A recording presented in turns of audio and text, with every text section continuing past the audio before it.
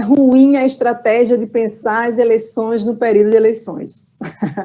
Acho que a gente tem que entender a política como um processo continuado, e quando a gente pensa nos anos pares sobre as eleições, a gente já está atrasada. Então, se a gente pensa nos anos ímpares, e aí vai num ciclo, né, que a gente fala muito no Meu Voto Será Feminista, no mandala, o Meu Voto Será Feminista é um projeto de ocupação do poder pelas mulheres plurais, e a gente tem várias estratégias, e uma delas é o nosso mosaico feminista, que é uma lista de visibilização das mulheres plurais, e a gente tem um mosaico que nos orgulha muito, porque ele é extremamente diverso, né? Ele tem 55% em 2020 de mulheres negras, a gente tem mulheres indígenas, LGBTs, enfim, mulheres mais velhas, mulheres brancas, mulheres gordas, magras, nordestinas, enfim, do norte. Então, a gente tem um mosaico belíssimo, e é isso que a gente tenta fazer, porque uma das grandes deficiências é esse espaço de visibilização.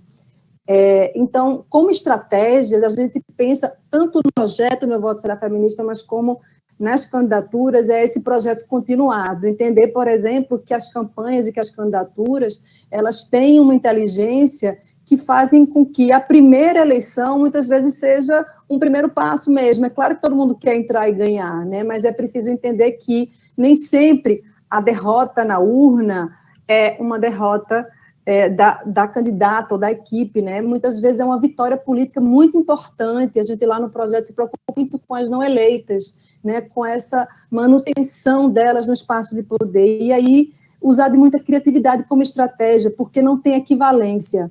Não tem equivalência à questão do capital, não tem equivalência no tapetão, porque a gente joga num outro nível. O campo progressista, ele joga no tapete democrático, né? A gente joga num solo democrático, e o outro lado, muitas vezes, está jogando no terreno das fake news, né? Das mentiras e do dinheiro que é usado, não para fazer somente as candidaturas, mas para comprar voto e para comprar robôs, enfim. Então, a gente não tem equivalência. E aí usar muito da criatividade. Eu anotei algumas questões aqui que a gente já viu em estratégias de algumas candidaturas, mas que a gente faz também no Meu Voto Será Feminista. A gente tem o Lambidaço, né, que são ações que movimentam as mulheres, mas não só as mulheres. A gente precisa pensar numa candidatura que seja dialógica, porque os homens podem ser aliados, sim, né? Mas estratégias que a gente possa fazer, por exemplo, eu imaginei, a gente está tentando construir isso no Meu Voto Será Feminista, mas um observatório de financiamento de campanhas, né? Como é que a gente faz para observar como é que esse dinheiro entra? Eu estava fazendo um cálculo, a gente vai ter esse ano 1,6 bilhão de reais para as candidaturas de mulheres.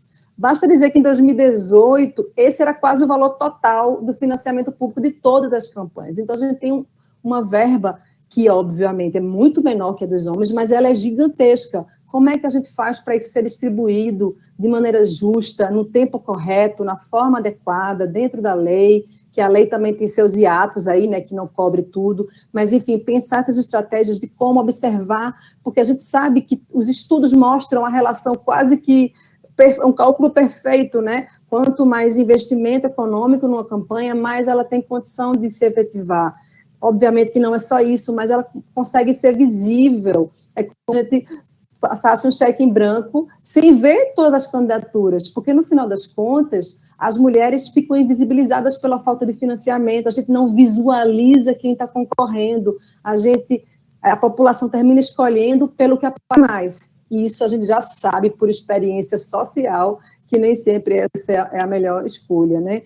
A gente tem como aumentar essa candidatura, o financiamento, né? O voluntariado, os leilões feministas que são feitos para arrecadar mais dinheiro, você valoriza quem faz arte, essas pessoas doam as obras, e aquela candidatura, assim como brechós, né?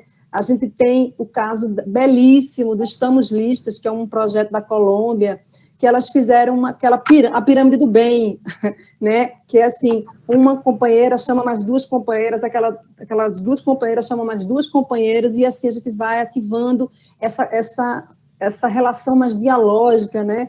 As candidaturas das mulheres, elas